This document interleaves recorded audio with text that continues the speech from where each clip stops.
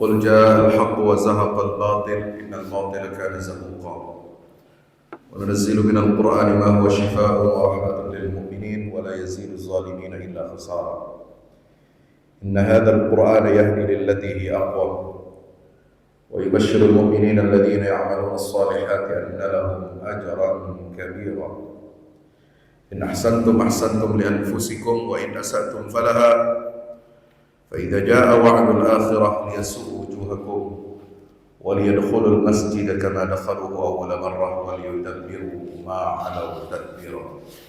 أحييكم بتحية الإسلام. السلام عليكم ورحمة الله وبركاته.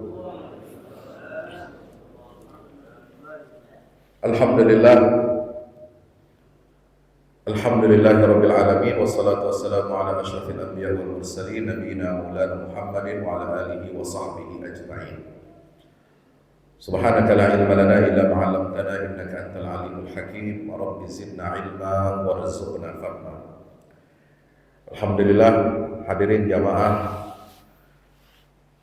yang insyaallah mudah-mudahan kita semua senantiasa diberkahi dan dirahmati oleh Allah Subhanahu wa taala.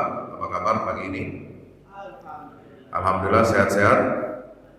Alhamdulillah, mudah-mudahan setiap langkah kita, niat kita untuk melaksanakan ibadah subuh berjamaah pada pagi hari ini senantiasa dibalas oleh Allah Subhanahu wa taala dengan limpahan karunia, dengan limpahan keberkahan, kesehatan, dan insyaallah mudah-mudahan kita dapat melahirkan atau menyongsong lahirnya bangkitnya generasi Salahuddin Al-Ayyubi. Amin ya rabbal alamin. Pagi hari ini tema kita adalah mengenal sosok Salahuddin Al-Ayyubi, sang pembebas Al-Quds atau Al-Aqsa. Banyak di antara kita kaum muslimin yang mengenal nama besar ini, mulai dari orang tua, pemuda, remaja, anak kecil, laki, perempuan, baik yang pendidikannya di pesantren ataupun yang umum, semua pasti mengenal nama Salahuddin Al-Ayyubi. Bahkan tidak sedikit di antara anak-anak Indonesia, nama yang diberikan oleh orang tua untuk anaknya itu diberi nama siapa? Salahuddin. Betul? Betul apa betul? Bahkan nama masjid. Kalau saudara perhatikan, ya, di salah satu kementerian ada namanya Dirjen Pajak. Betul? Dirjen Pajak itu di bawah siapa? Kementerian Keuangan. Semua masjid yang ada di lingkungan Dirjen Pajak, ya, kantor-kantor pajak itu semua, nggak tahu kalau di sini ya di Makassar, tapi kalau di Jakarta semua namanya Masjid Salahuddin. Di sini ada tidak kantor pajak? Ada. Coba cek namanya itu apa? Nama masjidnya. Nah, saya nggak tahu. Kalau di Jakarta, ibu kota, itu semua nama masjid di lingkungan Dirjen Pajak, kantor-kantor pajak, setiap wilayah, setiap kota, setiap titik itu namanya Masjid Salahuddin. Nama yang sangat terkenal, nama yang begitu ditakuti oleh dunia barat. Kenapa? Karena dunia barat setelah mereka berhasil menganeksasi, menginvasi Baitul Maqdis pada tahun 1099, pada saat, kalau tidak salah 1099 itu tanggalnya 15 Juli. Ya, itu hari terkelam dalam sejarah umat Islam. Hari yang paling gelap dalam sejarah umat Islam. Barangkali hari kelamnya umat Islam tanggal 15 Juli 1099 itu hanya bisa dibandingkan dengan hari ketika umat Islam juga kehilangan kota Al-Quds karena dicamplok oleh Israel dalam perang Arab Israel 6 hari pada tahun 1967. Ya. Pada saat itu tentara salib setelah 4 tahun sebelumnya diumumkan oleh Paus Urbanus II. Paus Urbanus II ini pemimpin tertinggi umat Katolik. Ya.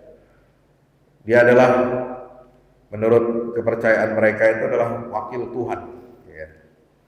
Juru bicara Tuhan, ya. Sebagai wakil Tuhan, juru bicara Tuhan, dan yang memberikan mandat, memberikan akreditasi, pengakuan bagi seluruh penguasa dan pemimpin-pemimpin Katolik yang ada di seluruh dunia, termasuk di dunia Eropa. Ya. Jadi itu semua pemimpin-pemimpin Kristen, Katolik, itu semua kalau mau dilantik, mau diangkat, itu harus mendapatkan persetujuan Paus. Ya, nggak tahu kalau zaman sekarang. Ya. Tapi yang jelas Vatikan itu sampai sekarang itu dia sebuah negara kecil, negara dalam negara Italia, dan memiliki kekuatan sumber daya keuangan yang luar biasa, dan dia memiliki kedutaan besar, punya duta besar di seluruh negara-negara di dunia. Ya, padahal negara kecil, negara kota di dalam kota. Di dalam kota Roma, ya, ada nama Vatikan, distrik. Nah, saudara yang dirahmati Allah Subhanahu wa taala, tahun 1095 di kota Clermont di Prancis, Paus Urbanus II ini mendeklarasikan, mengumumkan perang salib, the Crusade. Ya, untuk merebut kota Yerusalem dari tangan-tangan najis, tangan-tangan kotor umat Islam yang diistilahkan oleh mereka sebagai the Saracen. Ya. Maka itu bergeloralah, keluarlah semangat umat Katolik di Eropa. Para raja-rajanya semua diwajibkan untuk menghimpun pasukan bala tentara, menghimpun logistik, menghimpun persenjataan, ya. Sehingga pada tahun 1099 seorang utusan ataupun pemimpin dari pasukan tentara salib ini, ya, Godfrey de Bouillon, itu berhasil masuk ke kota Baitul Maqdis, ke Yerusalem, dan mampu mengalahkan kekuatan kaum muslimin yang ada di negeri itu dan menghancurkan umat Islam di sana. Maka mulai dari situ negara-negara Eropa, kerajaan-kerajaan Katolik di Eropa itu membangun pusat-pusat pendudukan, settlement, kota-kota, dan dibangun oleh mereka kerajaan-kerajaan Katolik di sepanjang pesisir wilayah Palestina sekarang. Ya, mulai dari Nablus, Accra, Haifa, Yafa, ya, Tel Aviv sekarang itu dulu namanya Yafa. Ya, itu kota-kota pelabuhan pesisir itu semua itu dibangun kerajaan-kerajaan Kristen, kerajaan-kerajaan Katolik, dan mengontrol tanah Palestina ini selama lebih dari 88 tahun. Kerajaan yang paling utama adalah yang disebut dengan the Kingdom of Jerusalem, kerajaan Yerusalem yang ada di Al-Quds atau Baitul Maqdis. Nah, pada waktu itu kondisi umat Islam sedang dalam keadaan lemah. Lemah bukan berarti tidak punya pasukan, bukan tidak punya senjata. Lemah tidak berarti kekuatan militer Islam itu tidak ada. Ada. Masih kuat. Kekhalifahan Islam di Abbasiyah masih kuat. Walaupun sudah mulai digerogoti oleh kekuatan Syiah, ya, oleh Buwaihi dan lain sebagainya itu. Dan juga muncul tandingannya, ya, di Mesir berdiri kerajaan dinasti Fatimiyah yang beraliran Syiah, ya, Syiah Rafidhah, ya, dia jurusannya yang imamnya cuma 7, ya, bukan yang 12 itu. Nah, kalau yang Buwaihi di Baghdad itu Syiah imamnya 12. Kalau yang di Mesir, ya, Fatimiyah itu sama Rafidhahnya, tetapi dia imamnya cuma 7. Dan mereka membentuk kelompok yang sangat sadis, ganas, dan kejam untuk membantai umat Islam, pemimpin-pemimpin Islam, ulama-ulama Islam, siapapun yang menentang proyek Syiah untuk menguasai dunia Islam pada waktu itu. Mereka membentuk sebuah kelompok pasukan khusus, pasukan elit namanya Hassasin. Ya, Hassasin itu, atau kalau dalam bahasa film-film di barat itu disebutnya ada assassin. Ya. Itu dibangun kelompok ini oleh seorang menteri, ya, yang berhasil menyusup di kalangan Khilafah Abbasiyah, itu Hasan Sabbah namanya. Inilah yang menimbulkan teror, ketakutan, intimidasi di Mesir, di Syam, di Baghdad, dan hampir menguasai mencengkram dunia Islam. Ya. Nah, di masa terpuruk itu pernah diingatkan oleh Imam Abu Hamid Al-Ghazali, ya, bahwasanya kalian umat Islam hati-hati, pemimpin-pemimpin Islam, sultan-sultan, raja-raja Islam, khalifah, hati-hati,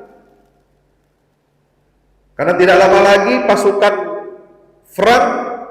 Frank itu dulu istilah, ya, Al-Ifrinj.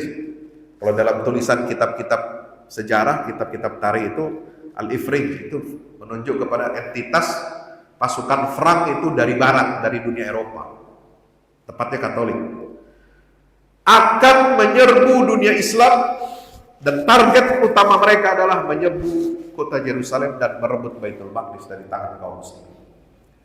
Itu Imam Al-Ghazali sudah berbicara dengan lantang soal itu pada tahun 1096. 1 tahun setelah pidato Paus Urbanus yang mencetuskan The Crusade atau Perang Salib. Tapi waktu itu raja-raja dan sultan-sultan Islam, pemimpin-pemimpin Islam mengatakan, kita masih kuat, kita masih hebat, kerajaan Islam masih banyak, masih kuat,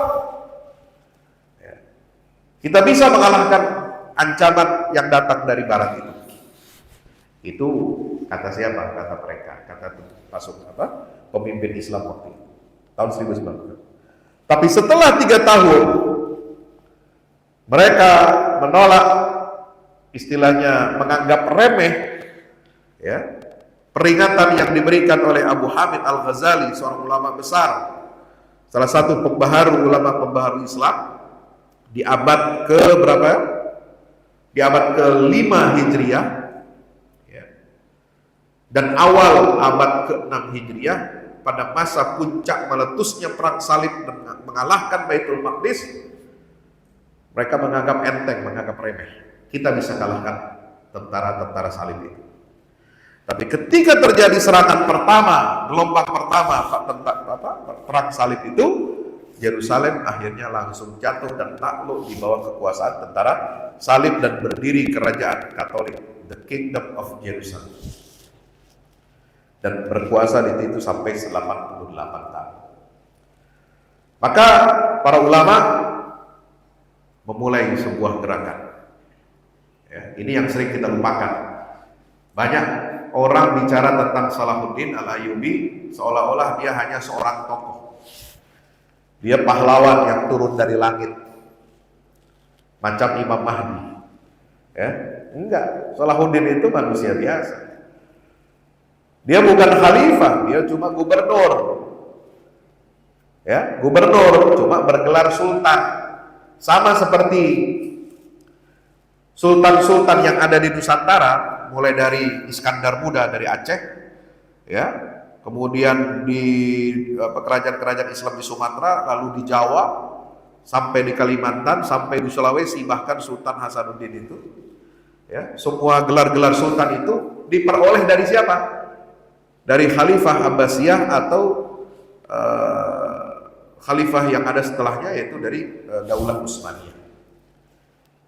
Nah, istilah sultan itu untuk seorang penguasa pemimpin Islam yang diberikan mandat diberikan gelar oleh khalifah itu untuk apa? Untuk mengurusi satu wilayah seperti gubernur sekarang. Nah, jadi Sultan Salahuddin Ayyubi itu hanya gubernur, ya, gubernur negeri Syam dan Mesir, karena dia berhasil mengalahkan Daulah Fatimiyah yang ada di Mesir yang beraliran Syiah, yang berkolaborasi membantu tentara salib ini untuk masuk ke Baitul Maqdis. Ya, jadi awal kekalahan umat Islam itu karena apa? Persaingan politik antara kekhalifahan Sunni Ahlus Sunnah wal Jamaah dengan kelompok Syiah yang ingin menguasai dunia Islam, tetapi caranya bagaimana?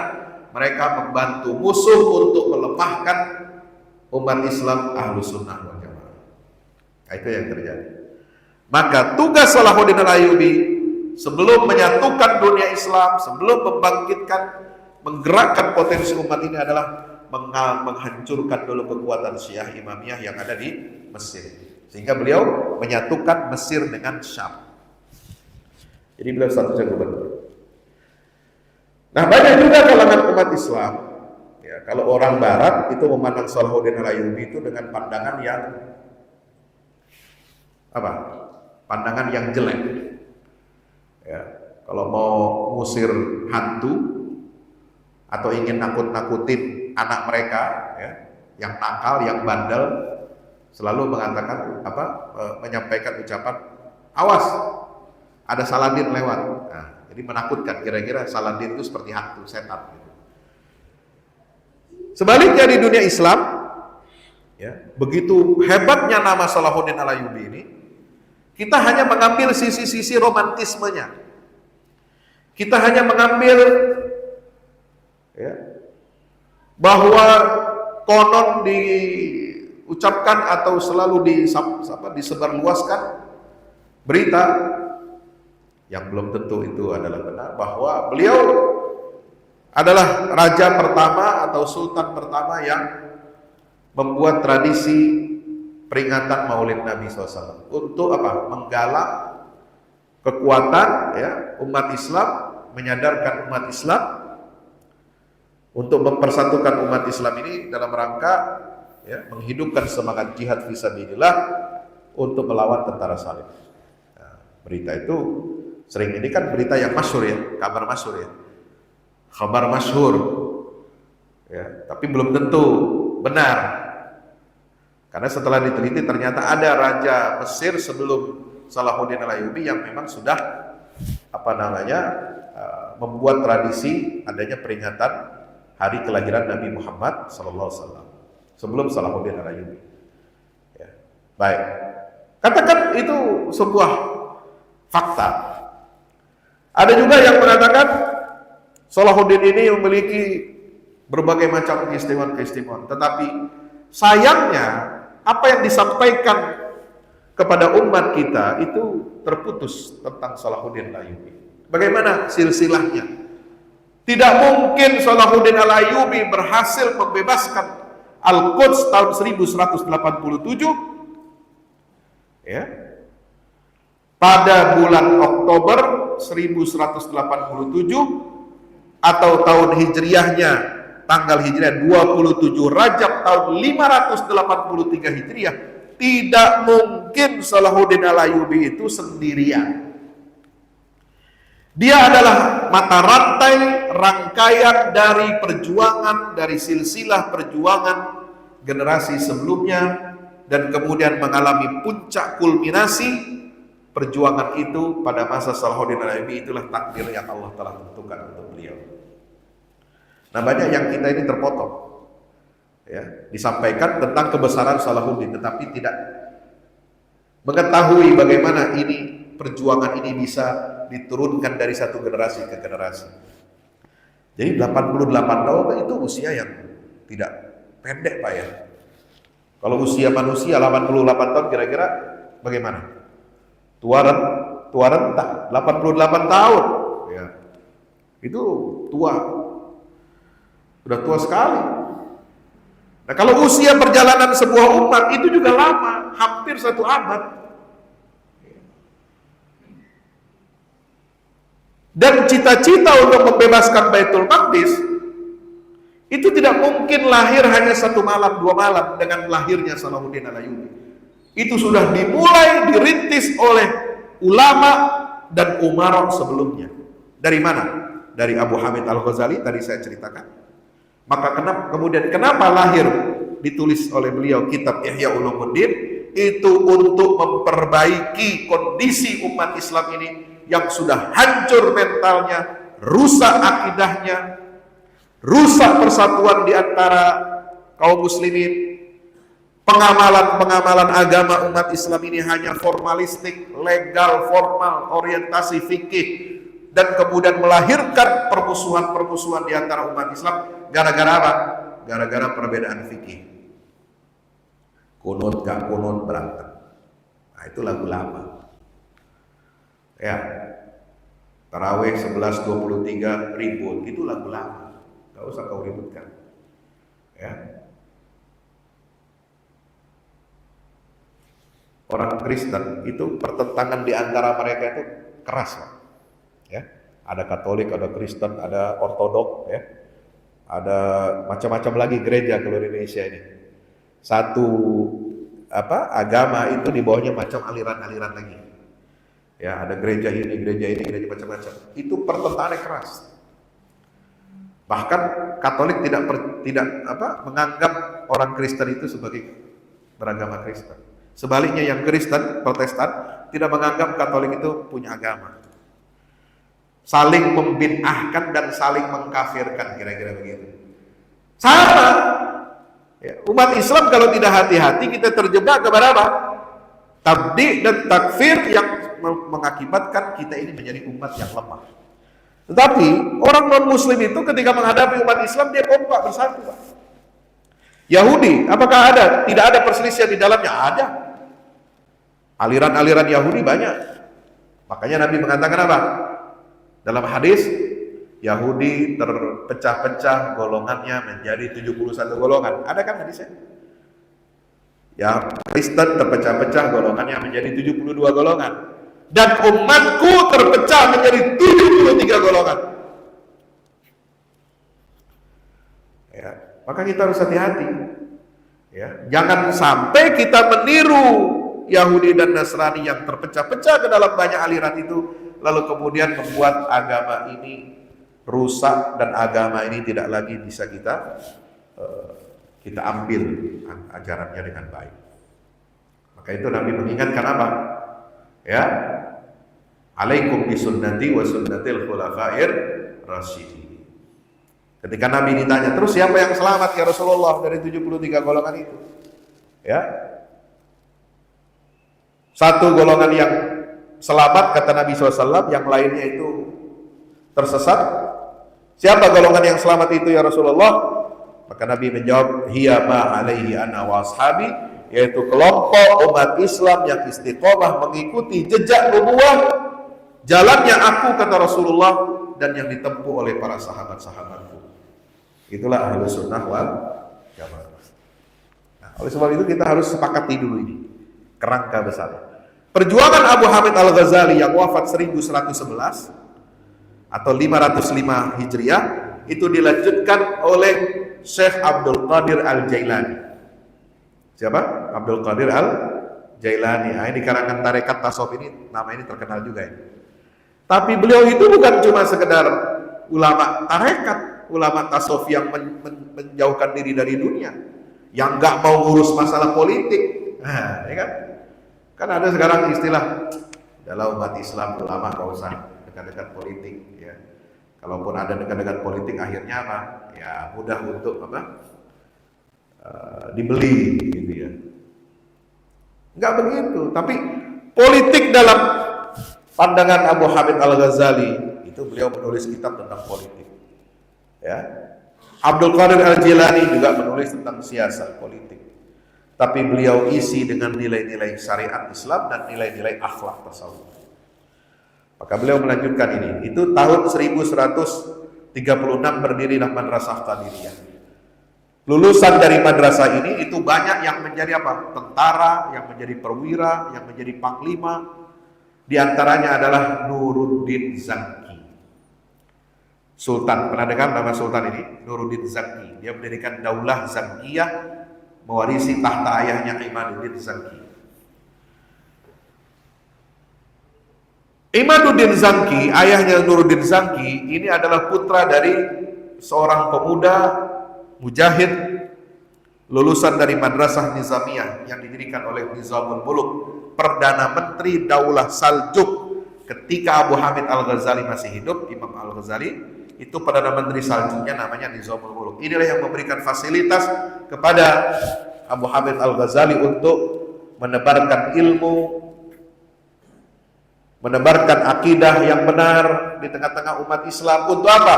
Menerangi alam pikiran umat Islam ini supaya mereka tidak tersesat, tidak tergoda oleh aliran-aliran sesat, dan membebaskan akal pikiran umat ini dari apa? Dari penjajahan falsafah asing. Ya. Jadi umat Islam ini, ya, di abad sebelumnya itu banyak yang terjajah oleh alam pikiran Yunani, alam pikiran Barat, terjajah oleh kelompok-kelompok aliran sesat. Maka Abu Hamid Al-Ghazali, Imam Syekh Abdul Qadir Al-Jilani itu menulis karya-karya untuk apa? Membebaskan alam pikiran umat Islam ini dari pengaruh aliran sesat, dan membebaskan alam pikiran umat Islam ini dari apa? Dari pengaruh ilmu-ilmu atau filsafat-filsafat yang diproduksi oleh bangsa asing di luar Islam, falsafah Yunani dari barat. Ya, nanti sebentar nanti pagi saya diundang ini, ya, saya hadir di Makassar ini untuk menyampaikan materi tentang seminar nasional, ya, tentang apa itu polemik, ya, pengaruh pemikiran Barat terhadap dunia pendidikan Islam. Nah, itulah. Maka kenapa para ulama sejak itu, ya, kemudian lahirlah dari generasi Sanjar, bapaknya Imaduddin Zaki, kemudian Imaduddin Zaki, kemudian Nuruddin Zaki, itu mewariskan cita-cita untuk merebut Baitul Maqdis. Itu sudah dimulai. Jadi diturunkan ini niatnya, cita-citanya. Dari generasi satu generasi ke generasi lain. Karena ini 88 tahun itu panjang, Pak. Ya. Ya. Nuruddin Zaki ternyata gak punya anak. Akhirnya beliau mengambil putra saudaranya. Ya. Jadi ada pangeran namanya Najmuddin Ayyub, namanya Yusuf, namanya putra Najmuddin itu namanya Yusuf. Yusuf bin Ayyub, itulah yang kita kenal dengan nama Salahuddin Al-Ayyubi. Nama aslinya Salahuddin namanya Yusuf. Bapaknya Yusuf adalah Ayyub. Ayyub ini bergelar Najmuddin, dia adalah pemimpin atau gubernur wilayah negeri Syam yang diangkat oleh Sultan Nuruddin Zaki. Qadarullah, Nuruddin Zaki nggak punya anak. Ini bagaimana ini mau mewariskan cita-cita pembebasan Baitul Maqdis? Maka dilatihlah, dikaderlah anak gubernur ini untuk menjadi pewaris tahta yang akan melanjutkan cita-cita pembebasan Masjidil Aqsa. Nah, generasi Salahuddin itu baru muncul pada tahun 1100, ya, 50-an. Ya. Dan puncaknya Salahuddin Al-Ayyubi ini berhasil ketika beliau sekitar usia, ya, 40 tahun itu memimpin Kesultanan Negeri Syam dan Mesir. Ya. 1170 beliau memulai, ya, kepemimpinannya itu di mana? Di Negeri Syam dan Mesir. Melanjutkan kepemimpinan pamannya yaitu Sultan Nuruddin Zaki. Nah, apa yang dilakukan oleh Sultan Salahuddin Al-Ayyubi? Ya, ada 7 langkah strategis. Pernah saya tulis dan sebarkan, ya,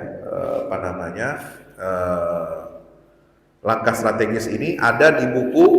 Nah, ini Pak, Ini saya baru tulis baru jadi buku daminya ini.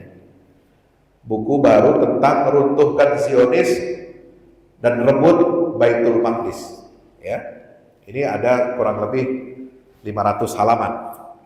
Ini memotret peristiwa yang terjadi pada akhir-akhir ini, yaitu perang Badai Al-Aqsa di Gaza, Palestina, yang sudah 140 hari, lebih dari 4 bulan, itu menghadapi agresi militer Zionis Israel. Ya. Itu mereka tetap kuat, mereka tetap melawan, mereka tetap berdiri kokoh, mereka tidak mengungsi keluar dari tanah Palestina. Apa yang menyebabkan masyarakat Gaza memiliki ketabahan, memiliki kesabaran, memiliki kekuatan hati, kekuatan iman? Mereka meniru langkah-langkah strategisnya siapa? Salahuddin Al-Ayyubi. Ini saya jelaskan. Ini buku baru, kemarin saya sebelum ke bandara, ini saya dikirim oleh penerbit. Ini Ustadz, cetakannya nanti akan seperti ini. Ini baru daminya. Nah, ini kalau sudah di ACC nanti segera cetak. Mudah-mudahan bulan Ramadan bisa kita distribusikan ya. Ini 500 halaman. Bersamaan dengan buku Wahai Anakku, Benahi Adabmu dan Bersihkan Hatimu. Ini buku tentang parenting buat orang tua mendidik anaknya, ya, mendidik fitrah, mendidik tauhid, mendidik syariahnya. Nah, Bapak Ibu yang dirahmati Allah Subhanahu wa taala, jadi masyarakat Gaza sekarang, kenapa bisa mereka hebat itu? Walaupun persenjataannya kalah canggih dengan Israel, jumlahnya tidak sebanyak tentara Israel. Tentara pasukan perlawanan Hamas itu hanya 40.000, Pak. Yang baru digunakan sekarang baru sepertiganya. Ya. Ada pasukan elit dari 40.000 pasukan Hamas itu jumlahnya 10.000. Itulah yang diberi nama oleh Ismail Haniyah. Kemarin saya jumpa beliau di Qatar bulan Oktober, 2 minggu setelah serangan itu.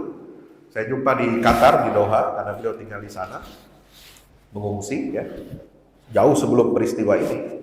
Itu karena di embargo, karena beliau diincar sebagai orang nomor 1 yang dicari oleh Israel, mau dibunuh ya. Dia mengatakan apa?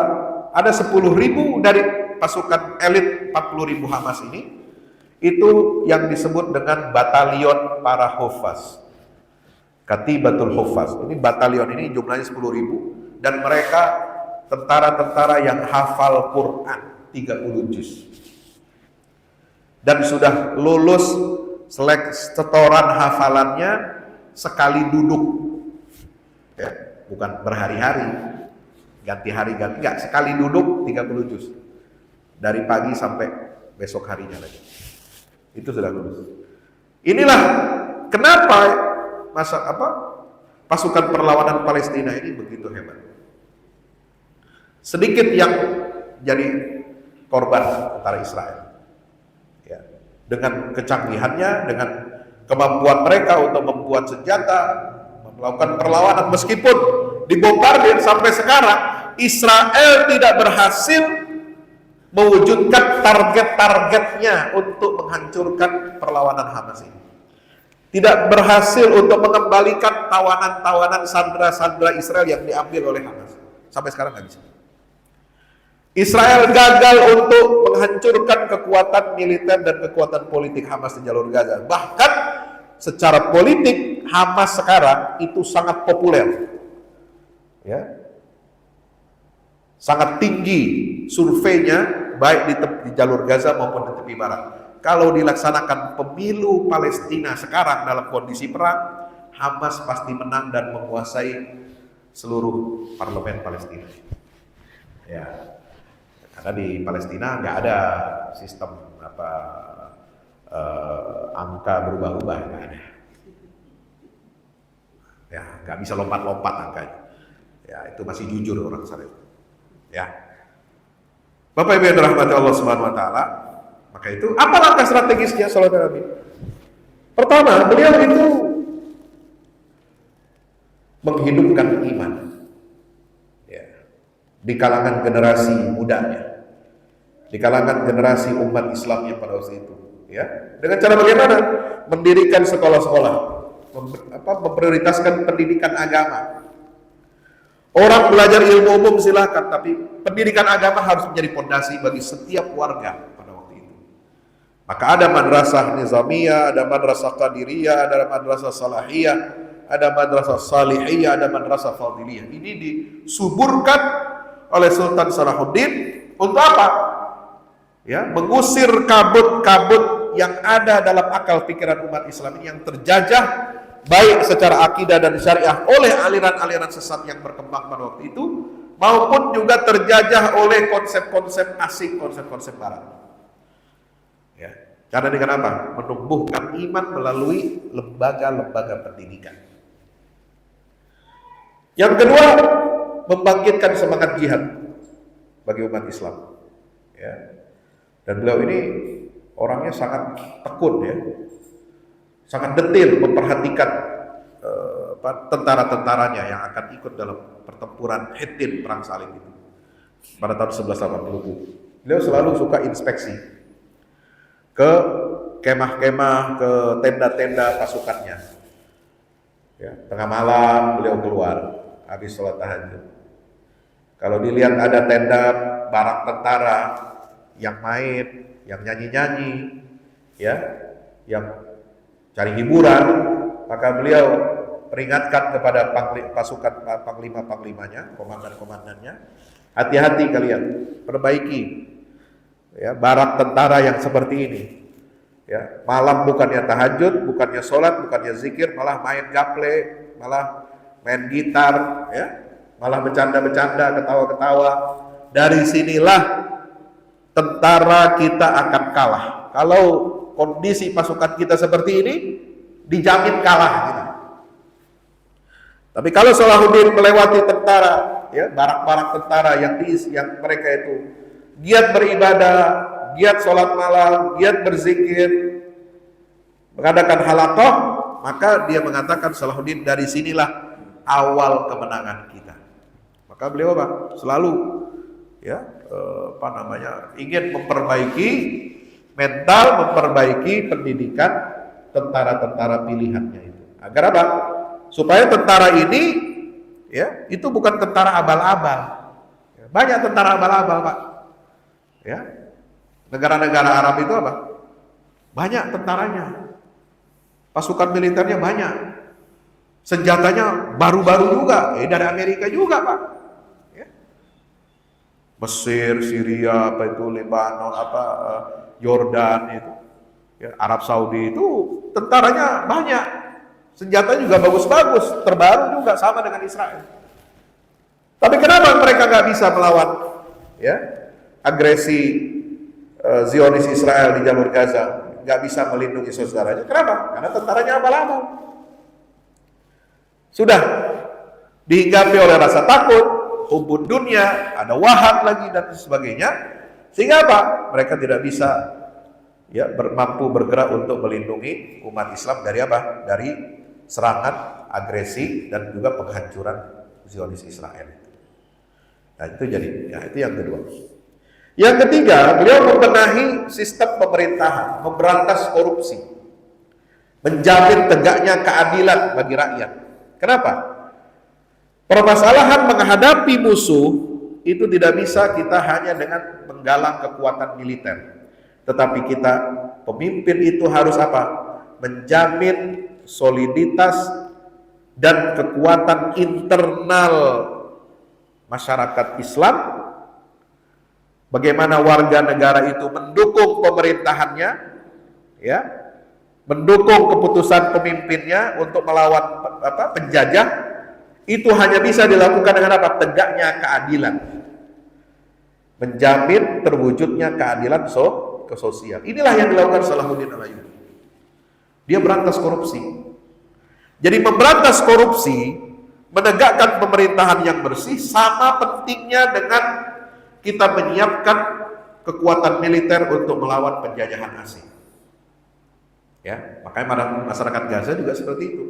Kenapa mereka setelah dibombardir 140 hari, ya, 60% bangunannya dihancurkan, diratakan dengan tanah, 30.000 korban yang syahid Kenapa mereka tidak pernah sedikit pun mengeluarkan kata-kata yang menyalahkan pemerintahannya, yang menyalahkan para mujahidin, para pejuang-pejuangnya? Coba kalau itu terjadi di Indonesia, Pak. Yang pertama disalahkan siapa? Nah itu pejuang itu. Ya. Ini kami yang menyebabkan kita sengsara. Kita dibunuh sama Israel itu gara-gara kalian. Kenapa? Apa rahasianya pemerintahan Hamas di jalur Gaza itu seperti Salahuddin? Mereka begitu dekat dengan rakyat, mereka menjamin kesejahteraan rakyat, mereka tidak korupsi. Emangnya negeri Wakanda banyak korupsinya? Tidak ada desa jadi korupsi. Ya, buat serangan fajar, kan gitu. Itu maka mereka mencintai pemerintahan Hamas ini. Mereka mencintai para pejuang ini. Kenapa? Mereka itu lahir dari anak-anak mereka, dari anak-anak rakyat ini. Dan tidak ada yang satu pun di antara mereka yang menyalahkan para pejuang Palestina itu. Nah inilah kenapa? Karena Salahuddin dulu mendapatkan dukungan kuat dari warganya, dari rakyatnya untuk memobilisasi jihad. Ya, namanya mobilisasi jihad itu Pak, gak gampang. Pasti mengeluarkan sumber daya negara, semua fokus untuk militer. Terus jumlah subsidi buat rakyat, ya pasti berkurang dong. Ya kan? Karena fokus apa? Ingin membebaskan Masjidil Aqsa, harus punya kekuatan militer yang kuat, harus punya ini tunjangan tentara yang bagus. Maka ketika rakyat diminta untuk mengikatkan sabuknya, mengencangkan pinggangnya, ya, supaya apa? Bisa mendukung pemerintahannya untuk menyiapkan tentara yang bagus, maka rakyat itu akan dengan senang hati dan sukarela mendukung perjuangan itu, ya. Maka itu ketika Salahuddin, ya, dia pernah dibuatin rumah resort istana yang megah oleh salah satu menterinya. Salahuddin marah, ya, itu Sultan marah, ya, dibikinin rumah bagus, istana bagus. Saya bilang, Salahuddin bilang apa? Saya nggak perlu istana ini, ya. Saya dilahirkan, ditakdirkan Allah lahir bukan untuk senang-senang, bukan untuk mewah-mewah, berfoya-foya. Saya ditakdirkan, diciptakan oleh Allah untuk membebaskan Al-Aqsa. Kok kenapa kamu bangun ini istana ini? Dipecat itu pejabatnya. Ya, jadi nggak mau ada pemborosan. Ya, ini seorang pemimpin yang hebat. Ya. Kemudian yang ketiga, dia mengangkat penasehat-penasehatnya, menteri-menterinya itu adalah orang-orang yang soleh. Ya, ini Salahuddin Alayubi yang berintegritas. Dan dewan penasehatnya itu adalah diisi oleh ulama-ulama dari lintas mazhab. Ini Salahuddin Alayubi. Maka kita mengenal nama siapa? Ada dewan penasehat ulamanya Salahuddin Alayubi itu, ada yang bermazhab Syafi'i, ada yang bermazhab Hambali, ada yang bermazhab Hanafi. Mereka dikumpulkan, disatukan, dan disadarkan untuk apa? Menyebarkan nilai-nilai keislaman yang dapat mempersatukan umat Islam, bukan memupuk perpecahan dan permusuhan, ya. Sehingga di dalam dewan militer Salahuddin Alayubi itu ada ulama-ulama besar selain panglima-panglima ahli militer. Ada siapa? Saya bisa sebut namanya. Ada Qadhi Al-Fadil, seorang hakim agung, ya, mazhab Syafi'i. Ada Ibnu Shaddad, ada Diyauddin Al-Hakkari, ada Ibnu Najm, ada Ibnu Munajjih. Ada 4 bersaudara, satu keluarga kerabat, ya, itu ulama besar semua, dan mereka jadi penasehatnya Salahuddin Alayubi. Ini keluarga Al-Maqdisi. Ya, ada 4 namanya Ibnu Qudamah. Ada yang punya kitab Ibnu Qudamah Al-Maqdisi, ada Al-Mughni itu hidup di zaman Salahuddin Alayubi, itu penasehat perangnya itu. Ada Ibnu Qudamah Al-Maqdisi, ada Abdul Ghani Al-Maqdisi, ahli hadis dan tadi ahli fikih. Ya, ini Hambali semua ini. Abdul Ghani Al-Maqdisi, ada Abu Umar Al-Maqdisi dan Syekh Imad Al-Maqdisi. Ini sepupuan semua, satu keluarga. Ya. Ada lagi ulama-ulama yang lain yang bisa sebutkan. Nah, maka ketika hari pembebasan itu tiba, tanggal 27 Rajab tahun 583 Hijriah, itu kalau tidak salah hari Jumat. Ya, Salahuddin Al-Ayyubi mempersilahkan yang menjadi khatib sholat Jumat itu adalah hakim agungnya, qadil qudatnya, yaitu namanya Qadhi Al-Fadil. Sebelum khatib naik mimbar, ya, di Masjidil Aqsa waktu itu diceritakan, dikabarkan kepada kita, Salahuddin menyampaikan sambutan pidato.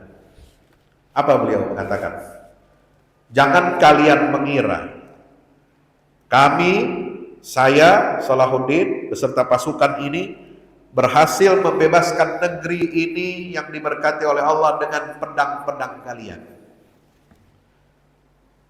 Demi Allah, saya bisa membebaskan Masjidil Aqsa, negeri yang diberkati oleh Allah ini, pertama adalah dengan penanya ulama yang bernama Qadhi Al-Fadil. Jadi ilmu itu yang membuka, merintis jalan bagi pembebasan Masjidil Aqsa. Jadi bukan militer. Militer itu akibat, sebabnya, utamanya adalah ilmu. Maka ulama harus bangkit dengan penanya, dengan ilmunya untuk meluruskan akidah, meluruskan praktek keberagaman masyarakat, melahirkan pemimpin-pemimpin yang adil, melahirkan pemimpin-pemimpin yang berjiwa besar, pemimpin-pemimpin yang siap berjuang, berjihad di jalan Allah Subhanahu wa ta'ala. Kalau ulamanya rusak, pemimpin rusak. Kalau pemimpin rusak, rakyatnya rusak. Itu rumusnya Imam Al-Ghazali. Innama fasadul muluk, innama fasadul ra'iyah bi fasadil muluk, wa fasadul muluk bi fasadil ulama. Rakyat rusak karena pemimpin rusak, kepalanya rusak. Ya, kalau kepala rusak, itu apa penyebabnya? Karena ulamanya yang rusak. Maka ulama, ya, jangan jadi penjilat. Nah, itu kata pesan Imam Al-Ghazali. Jangan jadi tukang stempel penguasa. Ya, kalau kata Ka'ab bin Malik, ya, lalat yang ada di bangkai, di tempat sampah itu lebih mulia daripada ulama yang ada di depan pintu penguasa. Ya, nah, itu yang disampaikan oleh si Babe Haikal. Nah, itu nggak tahu itu sekarang kenanya ke siapa. Ya. Jadi Bapak Ibu yang dirahmati Allah Subhanahu wa taala, maka ini pendidikan ulama itu, inilah yang harus melahirkan generasi muslim yang baru, melahirkan generasi pemimpin yang soleh, generasi yang siap untuk berjihad di jalan Allah Subhanahu.